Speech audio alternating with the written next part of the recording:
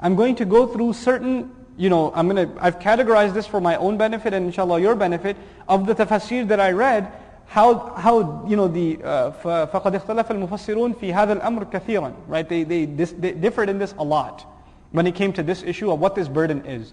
So the 6 or 7 opinions I did find, I'm going to share them with you bit by bit, so we have a good understanding of what Allah is saying Azza wa Jal when He says He relieved the messenger's burden for him. Let's talk about that. Number 1, the burden, and the first one's probably the hardest one to explain. We are living in a time that's very materialistic. And we've become very shallow as human beings. I'm not even talking about religiously. I'm just talking about generally a comment on society, people in general. We've become very materialistic. Our concerns on a day-to-day basis rarely go beyond ourselves. Human beings. I'm not even talking about Muslims. Human beings generally, our concerns rarely go beyond ourselves. You're worried about what you're going to eat today, what movie you're going to watch, what video game you're going to play, etc., etc. That's what your head is filled with, okay? Or, what bills you have to pay today. You're concerned, your entire life revolves around yourself. For some people, a little more than themselves, maybe their family, wife and kids. That's it. Now, there are some people that are concerned with a little bit more. What's that little bit more? They're concerned about their neighborhood, right? I don't want this store to open in my neighborhood. I want a stop sign over here. I want this or that. They're socially active a little bit more. So they're concerned with themselves and a little bit beyond themselves. Then there are people that are concerned with it even a little bit more. They don't just think about themselves and their neighborhood. They think about maybe policies, politics. They want to get active in some sort of, join some sort of cause, right? They want to become animal rights or whatever rights, right? And they want to picket for it and this and that. These are people that are now politically active, right? And they're trying to do some sort of humanitarian or other good cause. But even this is all materialistic. Everything so far is concerned for what? Which world? This world. Then there used to be a good number of people in pre-modern society that were not just concerned with what's happening here, but they were concerned, what's going to happen to me after I leave here? Where did I come from? Why am I here? And where am I headed after this is all done? After all, I'm not the first one here. My forefathers have come and gone, and my grandparents, my great-grandparents have come and gone, and just like them, I will come and go. But where will I go? Why did I come and where will I go? They ask deeper questions. They ask, what is this around me? What is justice? How do I find justice in society? How should I live my life? These are deeper questions. The average person you meet, forget asking these deeper questions. They never even think about these deeper questions. They're not that kind of people. Now compare yourself, and by the way, you would say, this is just I guess the philosophy professor thinks about these kinds of questions, right? They think about just abstract, foo-foo stuff, you can call it. It doesn't really have to do with the real world kind of thing. They're kind of out there, they're spaced out. They think about these groovy things. But you should know this. You know how when you don't have food to eat, you feel unrest?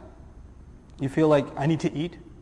You know how when you're concerned about your neighborhood and something bad's happening, you get really, you lose your sleep over it? When you're concerned about something, it becomes an obsession in your life. You need to fix it. There are some people in humanity, we're not even talking about the messengers yet. We're just some human beings, some general people, the lay population of humanity. They think about these things. And when they think about these things, they're not able to find answers. Why am I here? What's my purpose? Who created me? Do I owe him anything? Right? They think about these things. They try to find their answers at the church. They try to find answers at the temple. They try to find answers at the philosopher. Right? They keep getting answers that they're not satisfied with. And this unrest becomes a burden they live with. It takes over their entire life. Again, most people, not at this level. But there are some people. I'll give you a historical example of such a person. Salman al-Farisi radiallahu anhu. Salman al-Farisi, born of a Zoroastrian, fire-worshipping family, well-off guy, really good life, but he is in a family that worships fire. And he just reflects on, and his father is one of the Templars. He's one of the big chiefs in the temple. And he can't handle this idea. We put the fuel in, why should we ask it for anything? It's asking us for fuel, right? So he thinks about this, and he's not satisfied, and because of that dissatisfaction, he ends up, under the tutelage eventually of a Christian monk and whatnot. Long story short, how many sacrifices is Salman al-Farisi radiallahu anhu willing to go through even before he got to Islam? Even before he got to Islam. Not for the needs of his stomach, not for the needs of his nation, not for the needs of his country, not for anything else, but what quest? You have to call it truth and purpose. That's what he's seeking. And this person, it's amazing, usually we say that the thirsty go to the well, right?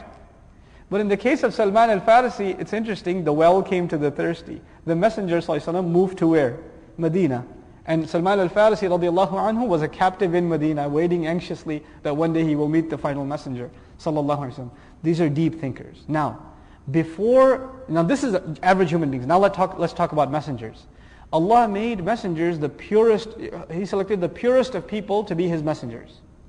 And the purest of them all, sallallahu alaihi wasallam.